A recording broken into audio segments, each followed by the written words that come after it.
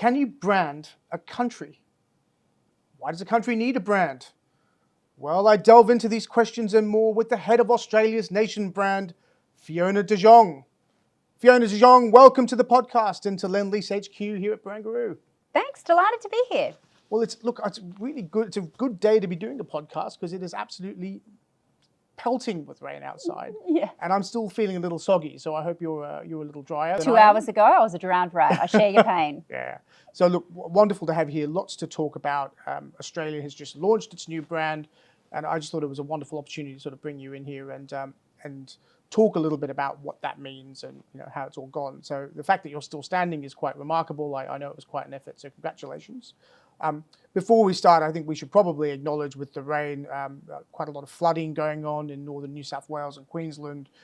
A lot of people are going through some trying times in Australia at the moment, which, after a pandemic and bushfires and whatever else is pretty tough on them. So, all the best wishes out to everyone who's going through that at the moment, and hopefully we'll be through that soon. And of course, we should also acknowledge that in Europe right now, things are a little bit more tense than normal with what's going on in Ukraine, and that's worrying the world. So I think just at the beginning of the podcast, I want to acknowledge that and basically just admit that this is something that's going on in the world, and we should recognize it. So anyway, that aside, so here we are, Australia's nation brand. Before we get into slightly lighter topic context than that, but I just thought it was important we should recognize these things. Yeah. Before I get into it, you have had a fascinating background, right? And we've talked a bit about it over the last few months and when we first met.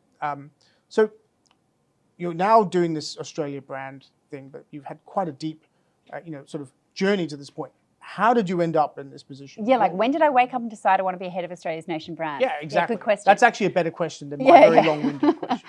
I can assure you I didn't.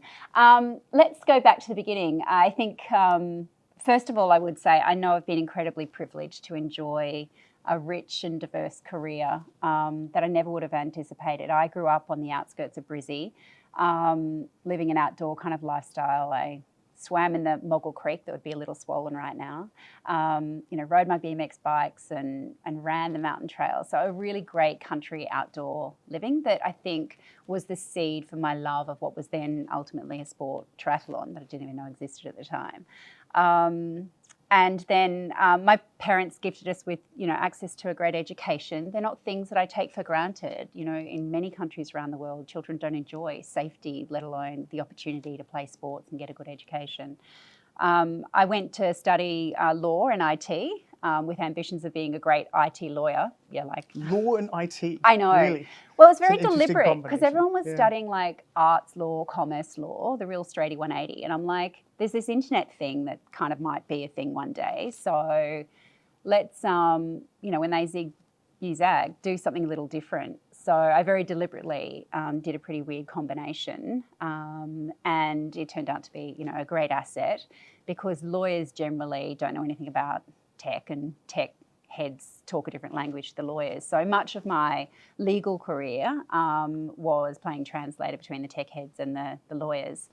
I mercilessly tease my friends who are lawyers just about the fact that they're lawyers. Yeah, but I'm going to refrain from doing that. Yeah, so a former lawyer, I'm allowed to do it. Reformed. But not, Okay. Fair enough. So the great thing about law is it teaches you a really good discipline in how to communicate. You work damn hard, so a strong, hard work ethic is important to learn early in your career. I had some great managers, and it was at the time of the dot-com boom where having an understanding of technology, how it can help lawyers be more efficient was one part of it, but then ultimately the practice of how you apply traditional laws to new and emerging technology, which was kind of the creative area of law, as I called it. Like there weren't laws that you had to comply with. You had to kind of make it up and go, well, you can do this with faxes, so it's no different from an email. So it was creative law, let's call it that. Wow, I like that. That being said, pretty quickly I figured out that I'm not sure I really wanted to be a lawyer forever because one, I really enjoyed people more than paper, and there's a lot of paper in law. Two, I kind of wanted to do the deals rather than document them. That's kind of where I got my energy. And third, I actually think you need to have a bit of a negative disposition and a willingness to see the worst in humanity and then draft a nice clause to care for, to address that. And I've got a positive optimism around That's the so world. true, isn't it? You have to sort of, what is a contract? Yeah, and you need to contemplate everything that could go wrong and then make sure it's covered. Yeah. That's your role as a lawyer. And very important, by the way. I mean, contracts in business are critical, but it's that necessary. is exactly the outlook, right? Yeah, correct. So I kind of understood that and went, well, I can jump to the tech side and use my legal skills in the tech world during the dot-com boom. So I jumped in-house and worked with an extraordinary group of people who I still remain in touch with, which is basically project managing the legal aspects of taking transactions online for banks, like back in the day, something we take for granted now, but it was kind of revolutionary at the time, which was really interesting work. And what I found I loved about that was the project management methodology and being part of a team that took something from beginning to end and actually achieved something, did something, whereas the legal process was a bit, you're kind of transactional in and out. So I loved being part of a team, and that project management, ticking things off the task list kind of played to my personality. So then I thought, I've kind of got these skills, but I wonder if I could apply it to an industry that I really deeply care about, which for me had been sport. When I was at university, I found my way into the sport of triathlon. Which sounds exhausting, by the way. Triathlon. Whenever I've watched it, I think. Yeah, the training regime was pretty hectic. There's something to be said for the discipline that goes into being definitely, which is what I liked. You can't ever be great at all three, so you have to kind of flog yourself to try to be as good as you can. Like you're never actually on top of it. Your swim might be great, but your run's not. So, and then when I was at university, an event that we can all relate to, which was the moment when a Spanish man said 5 words, which is the winner is Sydney. And I remember that moment, the very moment I heard that, I was literally on the blocks before a swimming training session. And in that heartbeat of a moment, I made the decision, I want to make the Australian team. And I didn't know if it would be in triathlon or another sport at that stage, because triathlon was not on the Olympic program at that stage. And I didn't tell my coach, I didn't tell my parents. I told no one about this secret promise I'd made myself, which was I want to represent my country in sport. And so I just put my head down, bum up, trained my ass off. Like my schedule was ridiculous. I would study, have lectures 6 hours a day, train 6 hours a day, do my own study 6 hours and sleep 6 hours, discipline, regimented.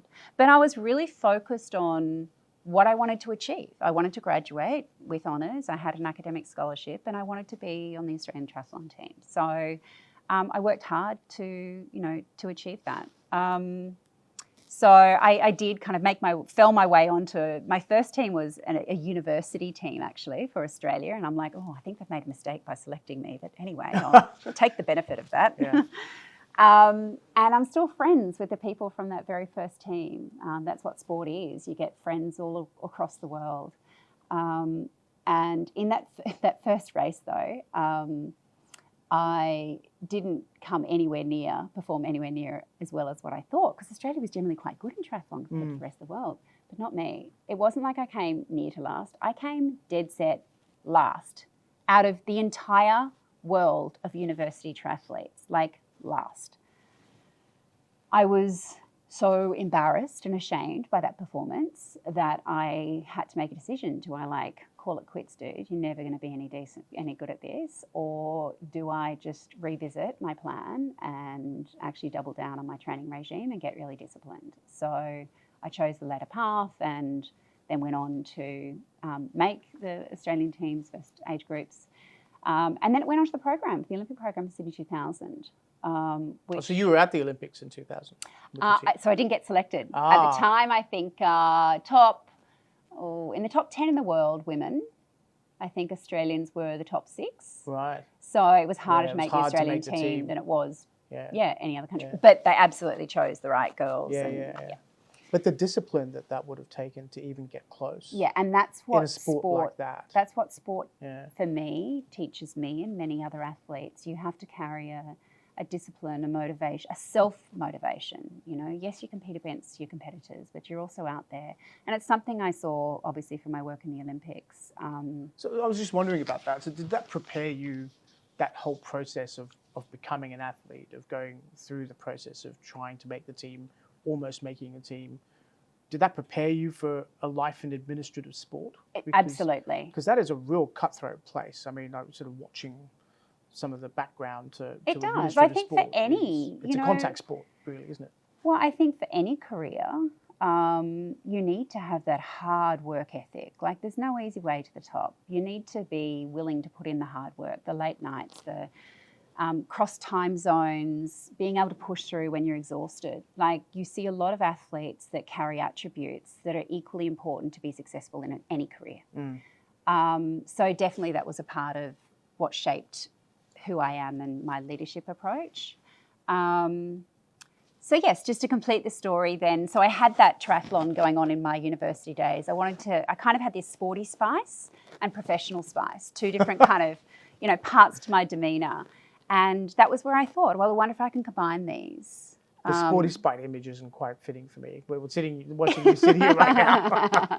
Sporty spice, posh spice and smart spice. I'm trying to remember them now. Yeah. Yes. So that was where I kind of was able to combine, and I spoke to a lot of people that worked in sport to go, well, are there actually real jobs in sport? Like, obviously I can be a sports lawyer, but I kind of thought I quickly figured out athletes probably didn't have any money, so I'm not sure there was a real profession in that. So yeah, and that's where I was. I started my journey with the Australian Olympic Committee. I volunteered with my local triathlon club. I spoke to a lot of people. And then I was really fortunate at the AOC that they were willing to connect the dots on my background and experience. At the time, a large part of the job was writing the selection criteria for the Olympic team members. So being a lawyer and having been through that personally helped inform the way that I wanted to make it a really fair, transparent process that if you're good, you'll get selected, not based on any bias. So I'm particularly proud of the work that we did that's probably held up as one of the best practice selection models for how you pick your Olympic teams. The other part of the role was obviously it's a huge project, managing and preparing and sending an Olympic team. So the project management methodology that I spent years in finance doing was equally great.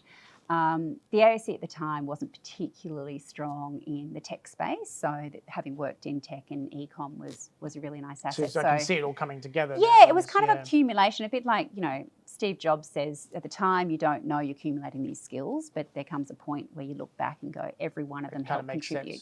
Sense. Yeah. Makes sense. So, and then I spent 12 years with the AOC, 10 Olympic Games, 3 summer, 3 winter, 4 youth Olympic Games. And over that journey, helped about 1,600 Australian athletes really pursue their Olympic dreams. Wow. And that was always the most rewarding part of it for me, was being part of an extraordinary journey, the best of the best in Australia and in the world, and helping them achieve their life goals. Or at least in the sporting attribute. So being part of that high performance environment and seeing people push the limits on the very best. And that's what the Olympics is about. It's the best of the best. How do you break the records? How do you break the Olympic records and set new records? And playing in that space was deeply aligned to who I am and what I strive for, which is excellence and happiness and health. And it aligns with all 3 of those. They're sort of good values for a modern Australia in a way, if you think about it, those 3 things. I mean, I think it's interesting watching Australia respond to Olympic Games generally. There is a great feeling of unity that comes around an Australian team when it goes. There's a galvanising effect that it has. Thing. We love sort of Olympic heroes that have been created, even if they aren't Australian. I think sometimes of Eric the Eel during 2000, this swimmer who trained in a hotel swimming pool, could really barely swim more than a primary school student or something like that, and yet the whole country galvanized support for him. Correct. I think of the most recent games, the mullet sprinter, I've forgotten his name. He was a unifying force as well. A Sydney University student who sort of was pursuing his dream. So many sort of heroic stories. Correct. We had a curling team at the last. I know, Winter how Olympics, awesome were they? Which was very interesting, right? So And it is, and that's what the Olympics is about. It's this celebration of the best of humanity, and you do see the whole world come together, which is relevant at a time like now where we can so easily kind of fall apart. But the Olympic Village is a collection of 205 countries from all over the world. They live together, they train together, they sleep together. Well, hopefully don't sleep together, but they live together in harmony for that 2-week period. And it is beautiful to see that diversity of the world come together in one little bubble. And that's, the Olympics is, it's more than a sporting event because it represents the best of humanity. And that's an illustration of it. Well, you made a comment earlier just before the podcast about the fact that, if you can come together for 2 weeks and get along for 2 weeks from across the world, then that surely is a marker for how we should be able to get together in international affairs more generally. I'll share I think there's something to be said for that. Yeah. Look, there is. We're human beings. The human side of this is something a little game I used to play with myself in the Olympic Village, which was week 1. All the countries are all a little bit, shy and standoffish. And in the dining hall is where everyone congregates because everyone obviously eats. Yeah. And week 1, you see all the countries kind of sit together. So you've got the Americans, and then you've got the Chinese, and then you've got the Australians, and you've got the Pacific Islands, and everyone kind of sits at the same tables. You know how far it is through the games, week 1 or week 2, based on the tracksuits in the dining hall. Week 1, they're rainbows of colours, everyone kind of sits together. By week 2, it's this kaleidoscope. Yeah, so people have met each other. It's a really visual way of seeing that friendships and the diversity of the world that comes and becomes this melting pot of human beings here to achieve their dreams. It's a remarkable, unique place. But it is for me, that was always a visual reminder of what we're part of. Well, another example, I think of the Italian and Qatari high jumpers who ended up sharing the gold medal. Yeah. And which I didn't think was possible, by the way, but apparently in high jump that's a thing. And the debate around that, one, it was a great sign of friendship between two great friends representing their countries. Another was, well, the competition should sort of, somebody should win the gold medal. Yep. Look, to be honest, I think I'm on the side of they were both equally good. Yeah, share the medal. The more gold medalists in the world, the better. And the fact that it was Italy and Qatar it's quite different countries. I thought it was a nice unifying force, but perhaps that's just a bit of nostalgia. I'm not sure. No, but I mean, the vision of the Olympic movement is articulated as making the world a better place through sport, and sport can be a prism through which we experience the world in all of its good and bad. So there's moments where politics does get into sport, but there's equally moments where North and South Korea march in the opening ceremony together, and yet they're divided. Which is extraordinary, isn't it? In other contexts. Another illustration of that was Rio 2016, when we knew the plight of the refugees out of Syria conflict just then, and we established an Olympic refugee team. They were young, talented athletes that had every right and reason to be able to pursue their Olympic dreams, but they were stateless because they couldn't live in their home country and they were refugees in another country.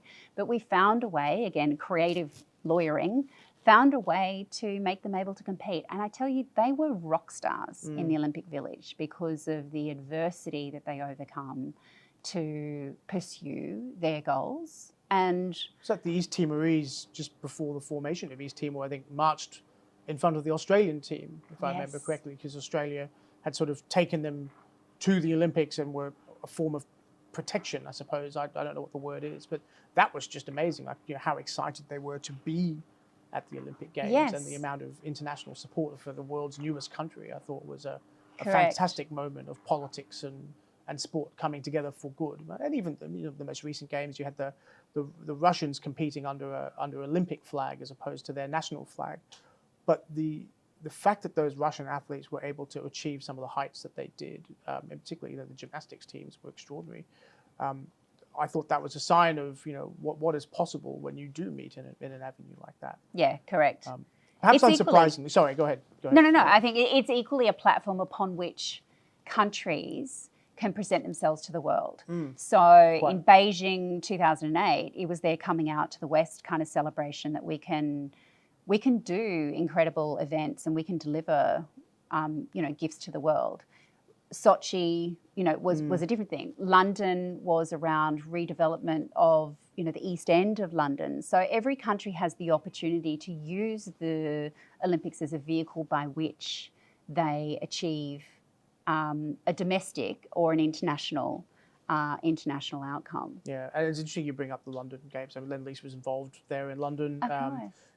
We have a tremendous amount of experience in athletes' villages, generally in creation of new parts of cities, and so that's really Olympic So Games. you're are to blame about if that. our rooms were not big enough in the Olympic villages? Well, probably. What many people don't know is the athletes have to share. Yeah. So it's all shared accommodation, and who you get partnered with is actually pretty important when everyone's a VIP and everyone wants to, Yes. achieve their best performance. So. And I just love the Japanese example of recyclable furniture that was used, and that was, again, we'll get to this later on in the discussion because I want to get to it eventually, is, around how do you modernize the games and how do you make it more economically sustainable to put on. And I mean, these are all very important debates in these era of large budget deficits and significant budget debts at a governmental level. Like in Australia is an example, and we're not even close to where the national average is. But before we get to that, I mean, this question of Australia's brand. Yes. Because Sorry, that was a very long way of answering your question. No, it was great. So we got to the Olympics, and we then got to the Olympics. Yeah, we're going to go to Australia's brand. We did 12 years in the Olympics, and then there was this. Okay, well, I've promoted Australia in one sector, sport. Then my role was then to do that more broadly across all sectors in that international environment, and the time I'd spent in those international environments through sport. Give you a really lived experience around how the world does see Australians. And you are representing your country when you're in a forum with, leaders from other National Olympic Committees, in my case. And it was a really unique experience to allow me to look at how Australia is seen by the world, and does that align with who we want to be, not only now, but in the future. When you look at our place in the global economy in particular. Let me illustrate it this way, perhaps. So hence I started to do this work on the nation brand. On the nation brand. Yeah. So people are very often kind of like, well, what is nation branding? Yeah. What does that actually mean? So I'm going to do this in the easiest way. I'm going to ask you a question and you're going to say the top 3 things that come to mind, yeah? All right, I'll say the name of a country and you'll tell me the first 3 things that come to mind, yeah? So Italy, top 3. Pasta, Tuscany, Lake Como. Okay, good. So 2 places and 1 product. Switzerland. Chocolate, milk chocolate, cows and watches. Watches? Yes. Was cows your number 2? I don't know. I went to a field when I was a kid, so that's what I remember about Switzerland. Okay. Hills and cows. All right. Brazil. Havaianas, football, and dancing. Okay. So that This is the illustrates strangest for game me. show I've ever paid. No, but it's really good. So if I was to say Australia to someone who was in another country in the world, chances are they're going to say something like beautiful peaches, lovely, warm and welcoming people, and furry, unique, cuddly animals, either kangaroos or koalas. That's kind of about as best as we get in terms of the rest of the world. They wouldn't say view of opera Australia. house. They wouldn't say Maybe. bridge. No? Maybe depends. So, of course, your perceptions of a country are informed by your personal experience as well as what you see on the news and kind of the bump effect when the rest of the world bumps into you. And sport is very often an avenue by which we do bump into other countries, as is, arts, but also if the sharks are eating English people when they're here, that kind of informs it. Well, so just a silly story here, but I never really thought much about it. I grew up in Hong Kong, so I didn't really thought much about Australia until we came on holiday here in 1991. And so, of course, it was koalas, it was indigenous culture. It was, I don't think beach really featured in it back then. Okay. We landed in Cairns and we saw beaches and whatever, and then we drove to, we drove sort of to Melbourne. And sort of like wide open space coming from Hong Kong, wide open space was the other thing. The open blue skies is something that's, But there were a lot of Australians live in Hong Kong, as you know, right? So the number one thing that I used to associate being a teenager growing up was Foster's. Foster's. Oh, because embarrassing. that was the beer, right? That's the Beer and Australian beer. thongs. It was the flag was on there, and of course, when I actually moved to Australia for university, and realised that Foster's actually doesn't exist in Australia. Well, we don't drink it. And we Yeah. don't drink it. And it's like, oh, okay. So that's a But we do eat branded Vegemite. thing. Oh, and of course rugby because of rugby sevens. Yeah. Right? The Australians were always great rugby sevens. So how the rest of the world perceives us is sometimes random and sometimes can be more staged and more deliberate. So in the countries that we spoke about, Switzerland, Italy and Brazil, you were able to name a product that each of those countries produced. Havianas, pasta, watches and chocolate. Yeah. The trouble with Australia is very often people are associating can only associate with tourism offerings. So it's anchored deeply in one sector, which is dangerous for a global, an economy to be anchored so heavily, its reputation in one sector. So Australia's a great place for me to go on holidays, but I'd never think of buying an Australian product or service. And in a global economy, particularly in the merging sectors, if we want to continue to be relevant to the global marketplace, we need to be known for having capabilities in those areas and sectors beyond Foster's beer. Yeah, which is actually not a product that Australia really drinks itself. I don't know, do we still own it? Well, I don't know. So I don't know, actually. I don't know the answer. We may not. Yeah, we should probably. Is it Carlton United? I don't know. Yeah, I suspect so. It might be. We'll have to Google that. I'll have to Google that. All right. I'm sure someone listening to this will be appalled that we don't know that. Yeah. But what it does is it anchors us in one sector, but if we want to continue to be part of that global economy, we need to be known for more good things, which we do have capability. What are the good things? Like, so for example, I think of, as an Australian now, 25 years, 23 years, whatever it is, obviously there's places. I'm a guy who works around cities, right? Yes. So for me, place is important. But are we not known for excellent agriculture? When I was in government, that was a number one thing. When we would travel to the Middle East, people would be very interested in our agricultural products.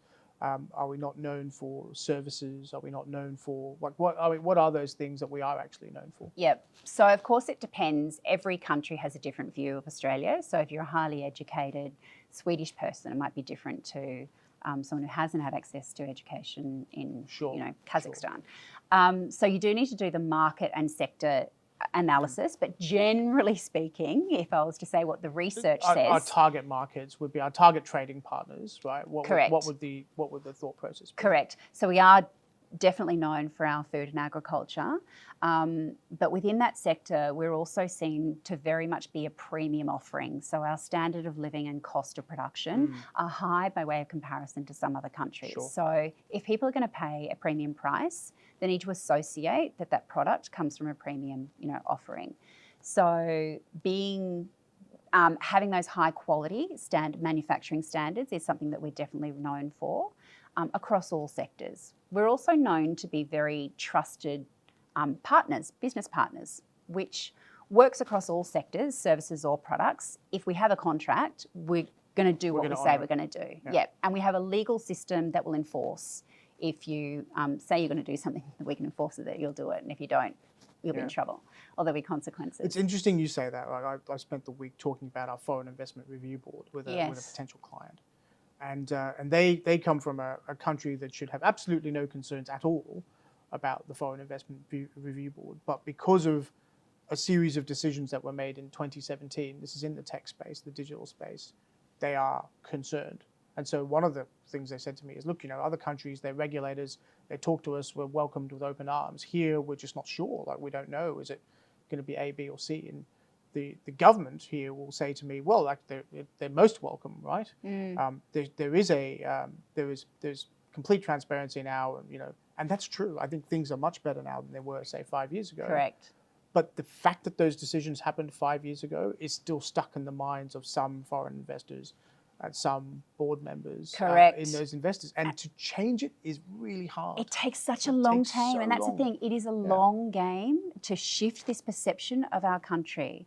So what you've said is exactly the case in point. What people are thinking is going to be informed by the policies that were made. Now, what I would say is you can't brand your way out of bad policy. So if as a government and as a society... That's just such a shame, isn't it? I talk to our branding people, come on, you can get us out of trouble, right? No. Well, exactly. Policies and the governance structures we put around a commitment to deliver something is ultimately what's going to be part of the decision. But there are these things that we have going for us, absolutely, that we can celebrate as Australian businesses and be more deliberate around articulating them when we're trying to sell more products to the international market. So first of all, the domestic market is too small, Australia. If we're ever going to grow our economy, repay our debt, we need to We have to be an be part of the global. Yeah, correct. Food and agriculture is definitely one area, but it is at the premium end of the offering, because of all of those quality and standards. So in terms of diversifying across the other sectors, obviously our biggest export still continues to be in the energy and mining sector, and we need to be evolving that into more of the renewable space. So the idea there from a branding perspective is, yes, the rest of the world knows that we dig a lot out of our ground. We're a mineral-rich country and we sell it to the world. But if we can shift that towards our clever ways that we can integrate our green mining techniques, our leadership in solar energy in the renewable sector, it's about leveraging what we're currently known for and taking it somewhere new. So yes, we've got beautiful beaches, but that means we also have a great knowledge around ocean protection and oceanography. Or yes, we have, in the sports sector, yes, we've got great athletes and a beautiful country in which they can compete, but we also have amazing sports science, sports medicine. Yeah, and we so can it's export stretching. That, right? Yeah, it's just like the stretching Indian the categories. team, the Indian cricket team. You can tell I'm a cricket fan. Adopted the sort of high performance training academy model of the Australians in India. Right? It's been copied many times. Many around times, the world. and why did they do that? Because in India it was all about natural talent. Yes, it was never about which there's a place for that too. Yeah, absolutely. They're extremely talented, right? But and with a population as deep as what they have in India, you can almost afford to accidentally discover the right talent will rise to the top. But Australia needs to be more deliberate in its sporting system because we just don't have that depth of talent. We just don't have the numbers. For every one Australian athlete, I think there's 300 in China.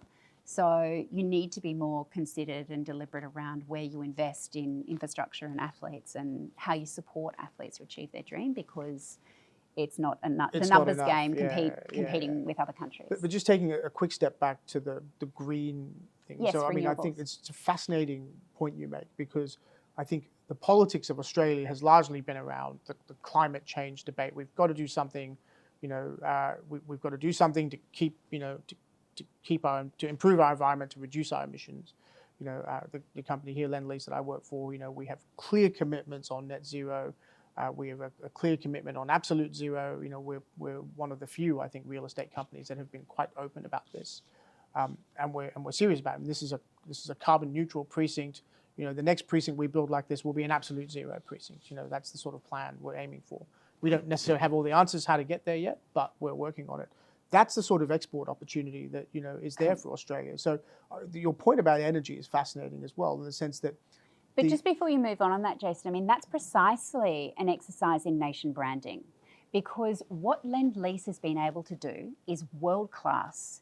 It is a leader in bringing places and sustainability to placemaking, and you're able to.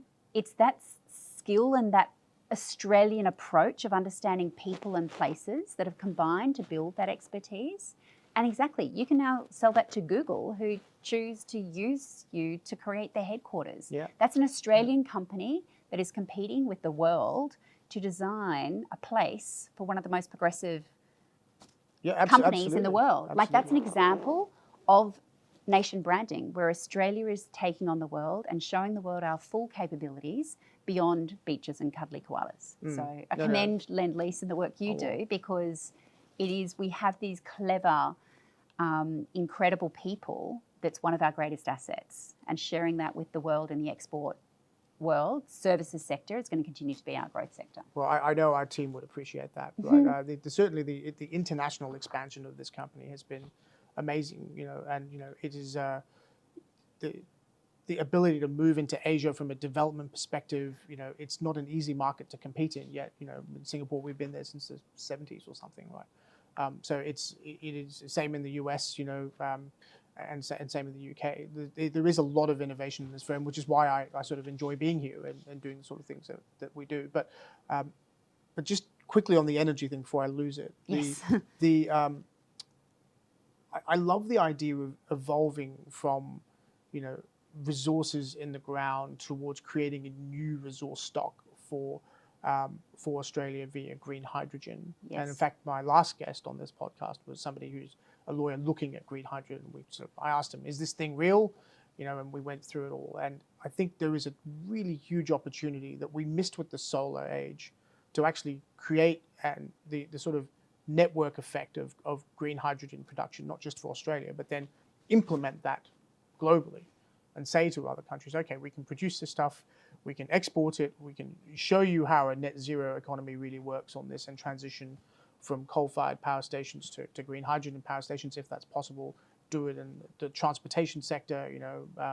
The transport sector is one of the few sectors in Australia that actually has risen with its emissions, as opposed to lots of other sectors which have fallen. Why? Because we are still a very large country with a very large landmass, and you still need to move stuff around.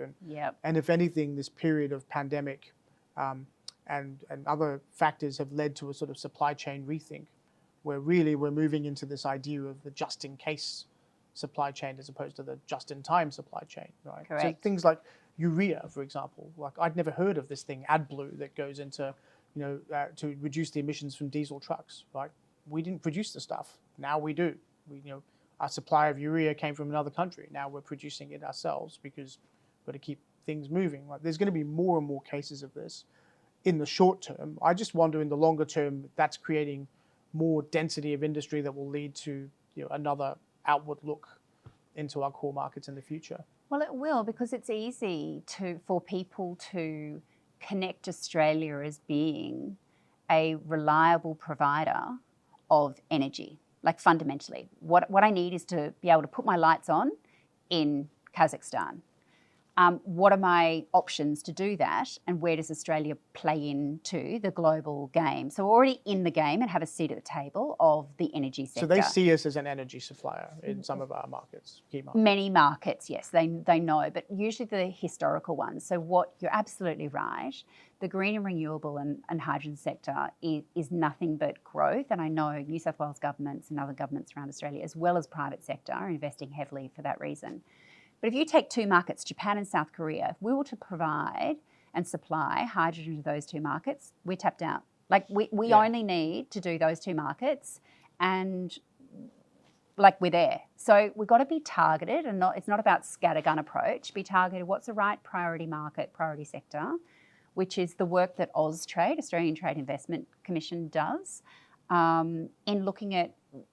Let's make sure we look at the demand side, not just the supply chain. Hi, we're little Australia down here and we've got stuff to flog. Who wants it?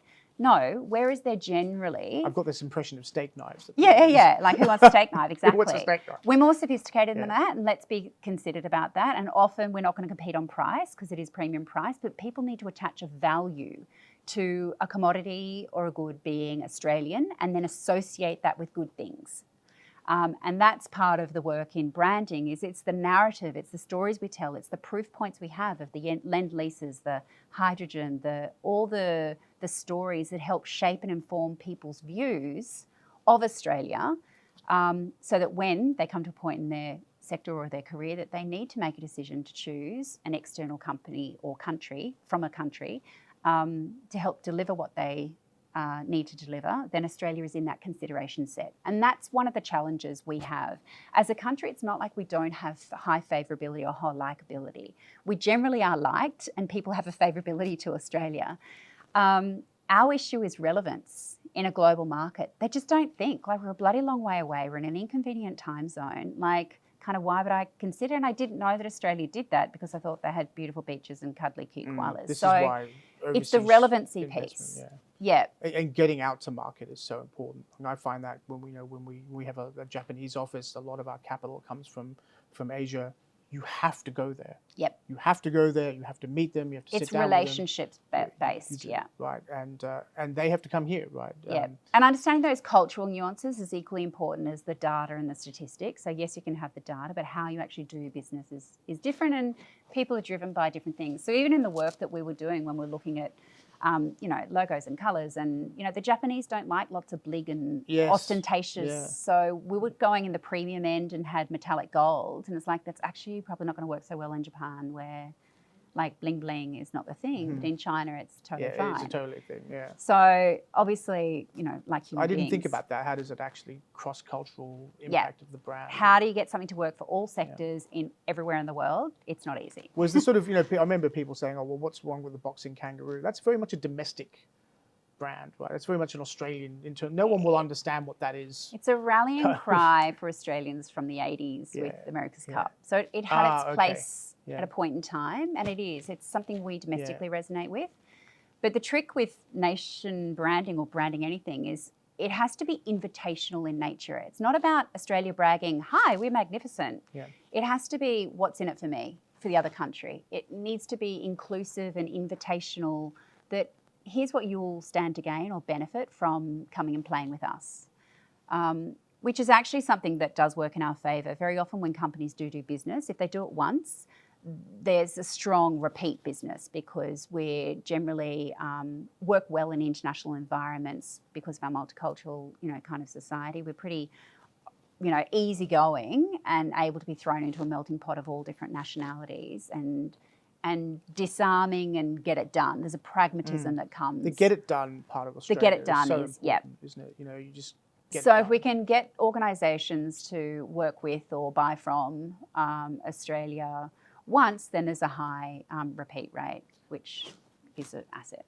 I will tell this story because it goes to this sort of cultural understanding. So when we go to Japan, we spend a lot of time with our customers and clients there. And our head of our Japanese office is an Australian who's been in Japan for, I think, 18 years, speaks Japanese now better than his English, I think. Well, he's from Melbourne, so, so he has that sort of Melburnian accent to the Japanese, I think. But married a Japanese lady, and he's completely immersed in Japanese culture, which is such an asset to us, because when we go there, it means that we can adjust quickly. But when they come here, and our Japanese customers come here, they love to go out for dinner, and it will always be Australian produce, steak, wine, and it's always, for some reason, kangaroo. There is this view that somehow that we are. Kangaroo is a staple diet in Australia, and it's quite hard to find a restaurant that serves kangaroo. I'm not sure you can find kangaroo in downtown Tokyo. So I don't think you can. But anyway, it always makes me laugh. But same when you go to Switzerland, you eat their chocolate. Well, quite. So just back on the brand for a second, and we'll make sure in the podcast we'll display the brand clearly and put links to it and whatever, so people can see it. But I did love the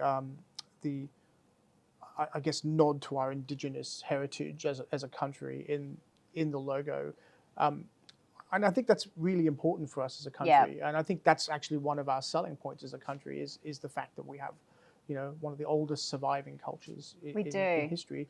Just tell me a little bit about that. Why was that important? Yeah, so it was very deliberate from day one that I saw this as an opportunity for us to have a new conversation, a relationship with our Indigenous Australians. Like, there's much that has been done, but there is still so much to be done. So it simply was the right thing. And also internationally, people love and are curious about our Indigenous stories. So why wouldn't I use this as a platform upon which we can tell that? It makes good, commercial sense as well as domestically. So we worked with an Indigenous agency from the beginning, the same agency that did the painting of the Qantas planes, actually. So they represent a real diversity of Indigenous Australians.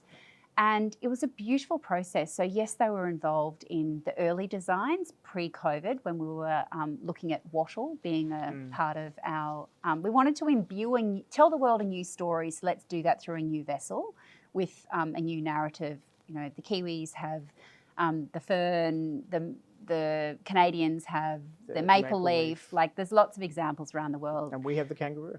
We had the kangaroo, yeah. But our native flower was wattle. So we did work with them on the Indigenous dot paintings, but you do dot paintings in the shape of a wattle and you do get a likeness to a coronavirus. Yeah. So exit stage left and start again. But you learn things, you learn things along the way. And Well, then how are you to know that a virus would global take over the pandemic. entire I know. world? Well, the funny thing is we did market testing, and you always do misattribution across a bunch of different countries to say, well, what does this actually look like in another country? Is there something we're not familiar with? It's really fascinating research. So we did that with our little wattle mark, and the misattribution for a virus was like 0.1% at the time, yeah? But pre-pandemic. Pre-pandemic. So it's like, not an issue, not an issue. I think we got dandelions, we got like different things, but it wasn't even. Dear. So how the context changes in the world, and any branding, you need to be conscious of how that works. Someone like Corona beer has also been impacted by it. Like, it's random. So our project was the same, back to the drawing board. There was a strategic... There's a big beer theme going through this podcast. Yeah, someone who doesn't drink beer, seriously. Me neither these days, not that much anymore. No. So there was a very strategic discussion, to rue or not to rue. To rue or not to rue? Correct. Do we go kangaroo, tried and tested, or do we go a new path? And the world changed with coronavirus, so we needed to change accordingly. And our kangaroo, love him or hate him, he's the most instantly recognisable, shortcut to Australia, the world over. So we came back to the roo, but we wanted it to be a modern, contemporary roo that did imbue still that story of the Indigenous heritage. So it's made up of 3 Indigenous boomerangs, 1 ceremonial, 1 for hunting and foraging, and the third one just for digging.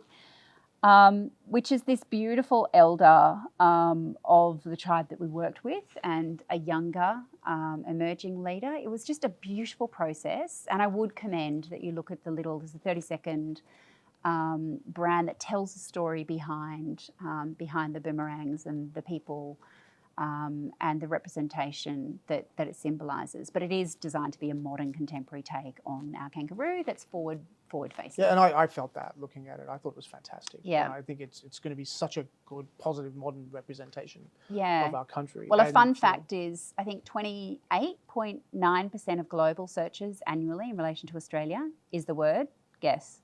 Kangaroo. Uh-huh. Really? Yeah. Yeah. I'm not surprised by that. Yeah. It's such a unique animal. We may or may not kind of relate to it, but it's how the world views us. So let's leverage that and lean into it. My now 8-year-old, just another silly story, but when I was doing one of my degrees, I lost a bet that a team would win the Football World Cup. I actually don't remember which one it was. I had to then present in front of the class in a kangaroo suit. Oh my goodness. And so they bought this kangaroo suit. I had to sing the Australian national anthem. And so I had to do this. And then it had a joey, right, in this suit. Embarrassment over, a couple of years went by. My oldest daughter, who was then You're lucky 2, social media wasn't available. That well, it's still, like, it probably on the is internet. probably things. But anyway, she discovered the joey, and it became her toy, her car toy. Oh my goodness. So every car trip she had to have this. Oh my goodness. Yes, which of course the name was very, very complicated name, kangaroo. Kangaroo. Yeah. Roo. There you go. So we had similar, you think that was embarrassing, we had little bets that went on between the British and the Aussies in the Olympic Village. So we had little ashes, between our athletes and them and the officials. We had little side bets. But we had like the leaders of each of the teams, called chef de missions, made these little side bets whether we're going to win something or not. And the loser of particular bets meant that the English had to dress up in our boxing kangaroo, in the dining hall and sing Australia's national anthem. And if our chef de mission lost, he had to stand up and sing "Oh Rose," the English national anthem, no costume. So the English lost. Sounds on like that an occasion. unfair bet. Yeah, I know, to begin with. So we had dressed head to toe the English chef de mission. It was like very good. A heap of fun. So your public humiliation was perhaps not as bad as others that have been forced to do that. Anyway, but it's one I remember clearly. But actually, that's a great segue then into sort of the Olympics, right? So I think the brand, I think we can understand why we need one, right? Like it makes sense. We've talked a lot about trade. So now we've got Brisbane 2032. It's a fascinating time to be doing an Olympic Games, in this period of time. I think my outlook on it is that public finances are more strained than ever before globally. The pandemic has intensified that more than, and we were already in sort of some precarious financial positions globally. So I'm really interested in the sort of Olympic movement's view of this in terms of the sustainability of games. And I mean this not just from an environmental sustainability point of view, which is fascinating, but also an economic sustainability point of view. And if you think of our general pitch of an Olympic Games, through the histories has been, you do this, you get a place outcome, you get an economic outcome, you get a jobs outcome. It's good for your country if you get it. Quite a few examples where that hasn't quite played out. In fact, very few games have really resulted in sort of a positive economic value for countries, even if the social value has been important. How do we view the Olympics for 2032? What are we going to do to make sure it delivers for Queensland? And I should put this in context. This Olympic Games is deliberately in Queensland. It's Queensland, Brisbane, and Southeast Queensland. So this is an economic development opportunity for a very important part of our country. I think everyone's excited about it. How do we maximise it? Okay, I'm not going to pretend to speak for the Brisbane 32 people or the IOC, but this is my correct. In the time that I was involved with the Olympic movement, the IOC came to understand the sustainability challenge of how do you host this mega sporting event in different countries around the world when it costs so much. And that was a sustainability problem for the future of the Olympic Games.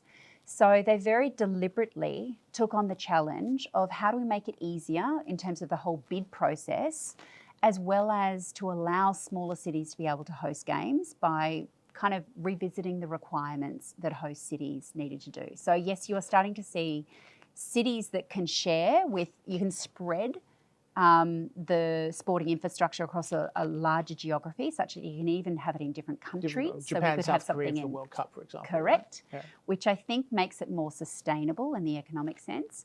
But importantly then around the delivery of actually the sport infrastructure. So there's three themes that any Olympic host city really has to be deliberate around creating a vision.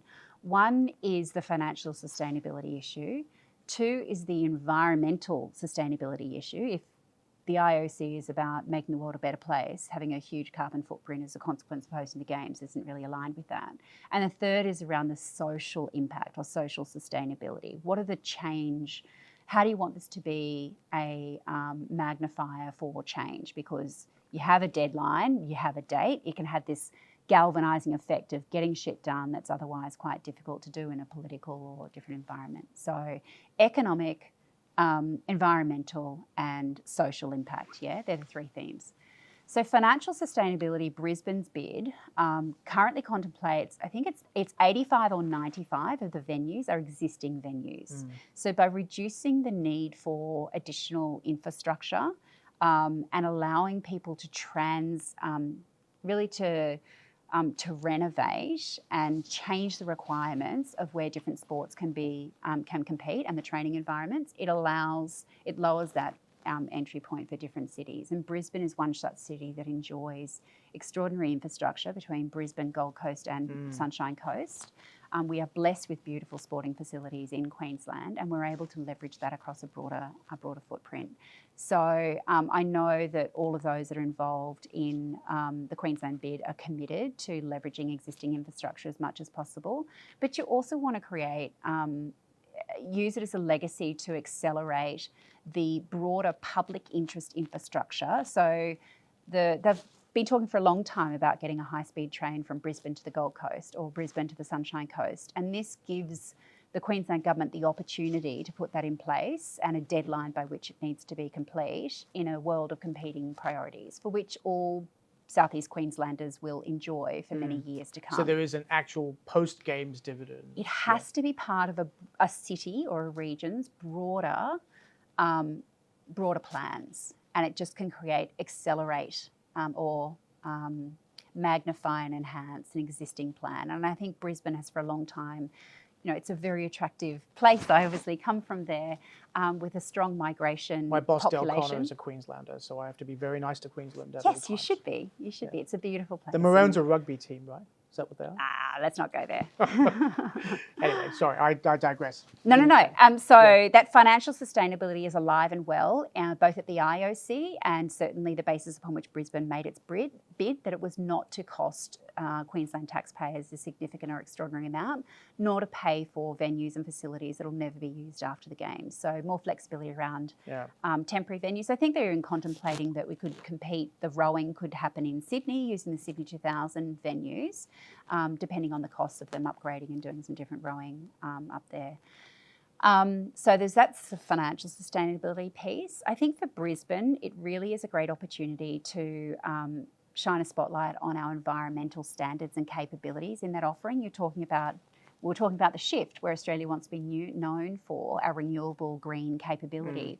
Well, what better way to do it than when the rest of the world is looking at Australia through the lens of a sporting event, and they can see that the fields are grown with fully recyclable water, that the chairs are all made from recyclable rubber, that the food and beverage is 100% biodegradable, componentry to the food, and showcasing Australian food and agriculture. Like, it is a prism by which the rest of the world gets to see Australia in a highly emotive state. It goes back to what you were saying about the brand, which right? drives preference and choice, and the ability to pay for. And then all of a sudden you sort of see the linkage between the definition of a unifying brand and sort of a major event. And seeing it come to life. Yeah. That's exactly it. Yeah. So that's a sustainability part. I see it as Australia actually does have strong capability in that space. Let's showcase that to the world for future trade investment outcomes. And the third, of course, is a social impact. This has to have a positive impact on Queenslanders and on all Australians. And I think any of us who are fortunate, my lived experience included, the inspiration effect that an Olympic Games has on younger generation. Absolutely. That's something we haven't really covered. Is something you can never put a price on. I think I love to speak to the athletes, in Olympic Village, and just hear their stories of how they came to do their sport. Like, how did you come here? Yeah. And probably, I want to say 8 out of 10 of them, their Olympic dream was fielded when they watched it on TV, somewhere between 6 and 10 years old. They saw someone else, an Aussie, win a medal and went, I want to do that. I want to do that. And that moment, you cannot put a price on what that does to change the future leaders of this country. And I think that's a worthwhile endeavour. So yes, there's that from a sports perspective, but there's a social impact that hosting a Games will bring to this country, opportunities that we wouldn't otherwise get. So how do we include, those that are not well integrated into our society, those that are disadvantaged? Our Paralympians are a huge part of any Olympic program, and I feel remiss in talking deeply about the Olympics and not without Paralympics. talking about the Paralympics. Actually, I wanted to get to that too as well. But that is the opportunity that Brisbane can do, because I think we do have some really good platforms upon which we are an open and inclusive society, and we can integrate that in a far more deliberate manner for the rest of the world to learn. So it's actually a good opportunity to talk about design and development in an Olympic setting. So some of the things we're thinking about is, the Sydney 2000 was an example of where the Athletes' Village was created and is now a residential suburb. Yes. Right? It wasn't just created for a temporary purpose. So how do you design an Athletes' Village that works as an Athletes' Village and then transitions into a residential suburb? That's going to be a question for Brisbane, which is, if you're going to be able to create an excellent place that facilitates Brisbane's growth as a city. Correct. That's one angle. Another angle is, we know that there's going to be, you mentioned renovation of infrastructure. We know there's going to be new builds of things. There's going to be new infrastructure of things. What is the manufacturing ability or capability that, potentially you could go in there? So one idea we're playing with, for example, is, could we find a way of working on projects that lead us to use Queensland suppliers that will then allow them to scale up to meet the Games needs, but then potentially go further on? And could we use our digital capability that we're developing here via our digital twin, the Podium digital twin, or the concepts we have around sort of an integrated supply chain come into being for the Brisbane 22 Olympics? Is this a thing? My goodness. So I think back to the way in which a digital twin would have just changed my life if I was able to visually play with different concepts of where I put my office and where I use the accommodation and the comings and goings of different people. Like, it's a game changer in terms of efficiency. And the Olympic Games is all about scale and efficiency, which is where things like a digital twin would just be invaluable. So the technology that we have in this country and access to globally, we need to apply it to do it better, smarter and more efficiently than ever before. We've got the opportunity to do that. And that's also an export opportunity. If we can use Brisbane done well. to be, well, that's right. So where I was going was, well, if Sydney 2000 was a platform for what, at that time, for what the best Olympics could be. Yes. And that, we famously dined out declared. on that. We dined out on that for some time. We did. Probably till about London 2012, I reckon. Right, probably. And so surely Brisbane 22 is that, 32 Correct. is it's that the next North Star. Opportunity. I like that phrase, the next North Star. And I think here we're just kind of trying to think about, the standard procurement of construction that will all happen. Yes. Right? How do you integrate that to get a maximum economic outcome? And certainly the executive governments are thinking this way. The Prime Minister, the Premier of Queensland, they were quite explicit in the reason why this is a joint venture between the Commonwealth and state governments. Absolutely.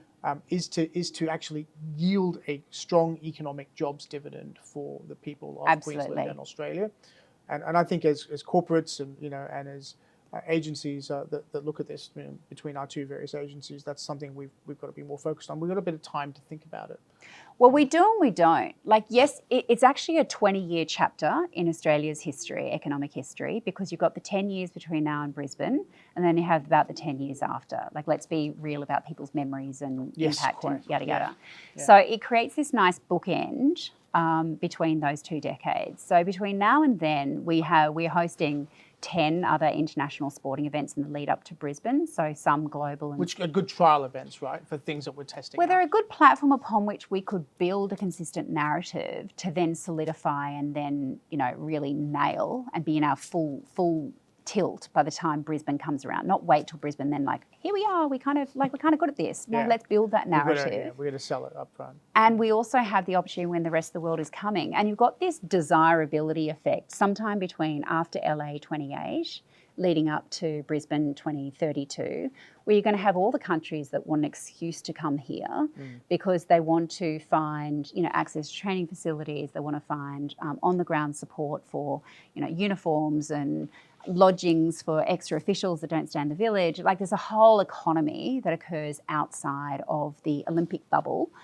that Brisbane has the opportunity to benefit from. I didn't even think of that. But so does Australia. But you also need to go, well, what's the CEO summits around hydrogen that we also want to showcase, because it's under the guise of an excuse of. And then there's that whole business part of the Olympics. The business, right? Absolutely. Which Austrade obviously facilitates so brilliantly. Yeah.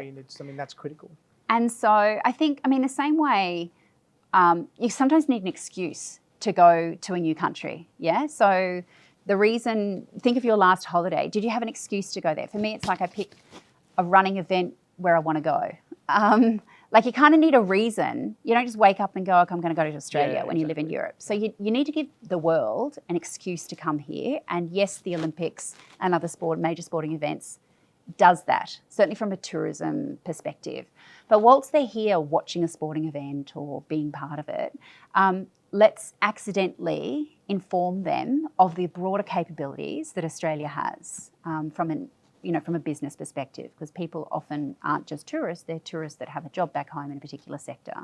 So how do we leverage these to actually drive that broader trade and investment outcome for Australia in the lead up to then and on full tilt at Brisbane Olympics? And you've seen some cities do it better than others in terms of the pre-event. Many people talk about the legacy after the event and then go, okay, we're kind of open for business, we've kind of got all these things.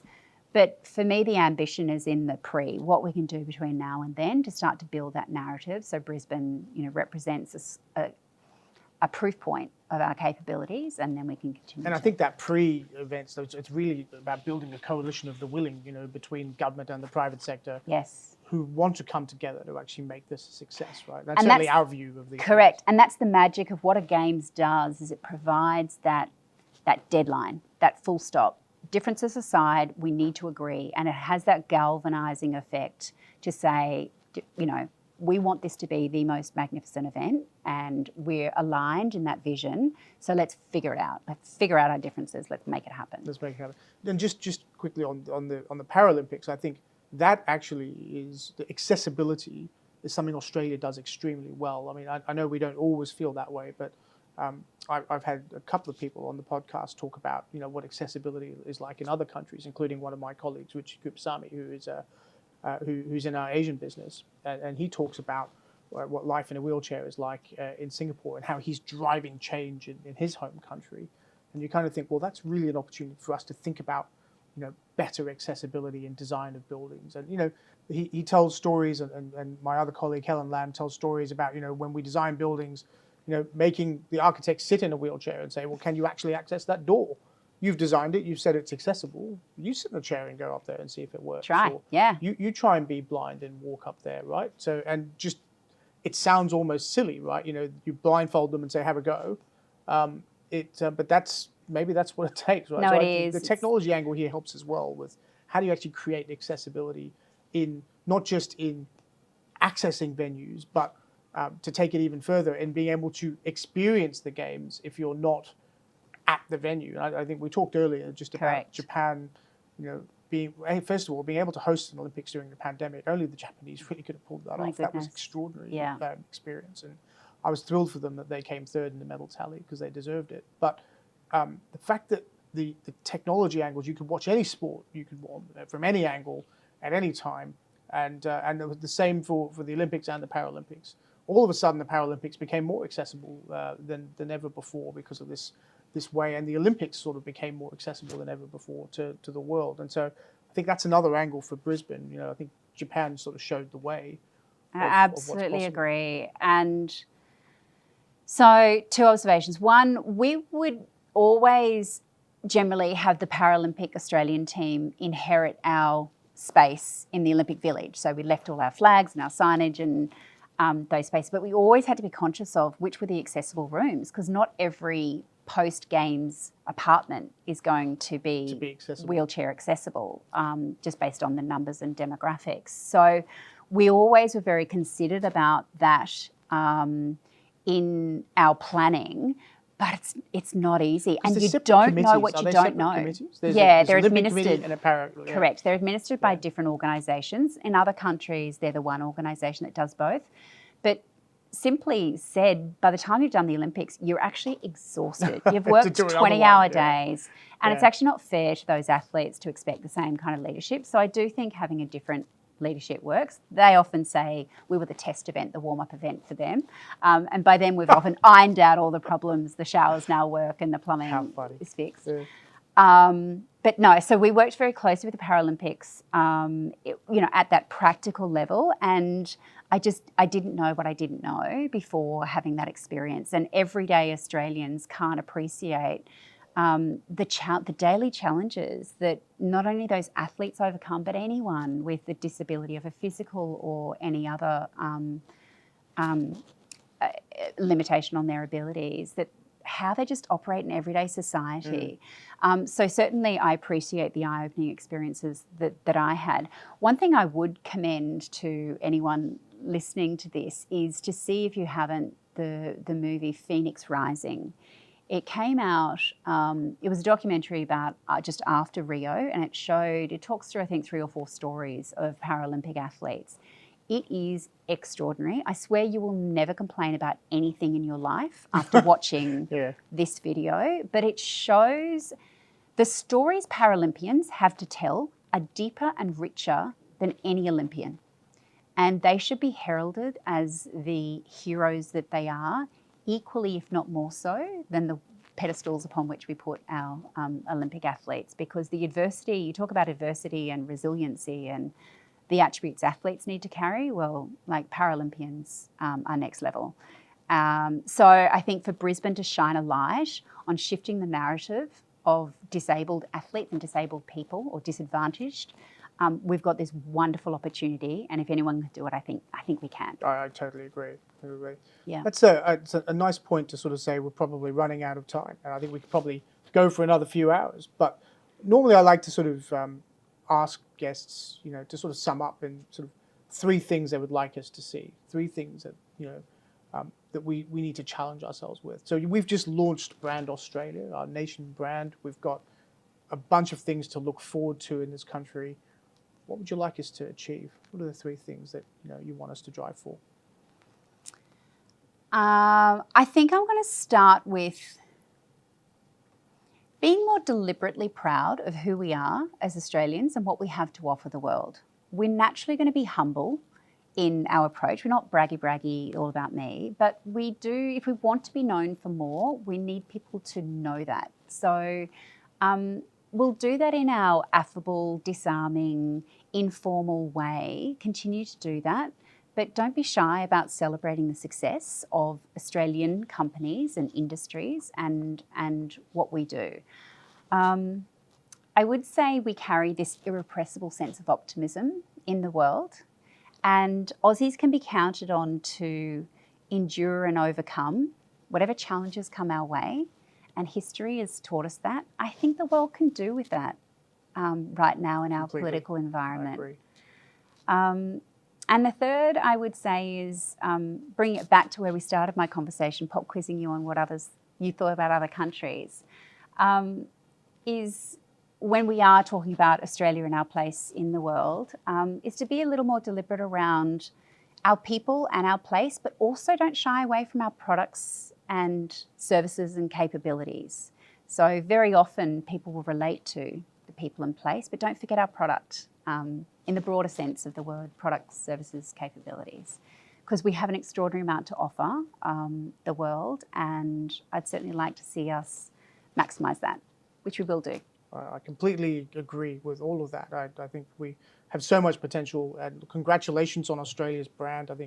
I can't imagine the amount of work that must have gone into you don't want to getting know. it there, but it's out now, and of course, I wish you all the best, and everyone's behind you. Fiona de Jong, thank you so much for being part of the podcast. Absolute pleasure, Jason. Thank you.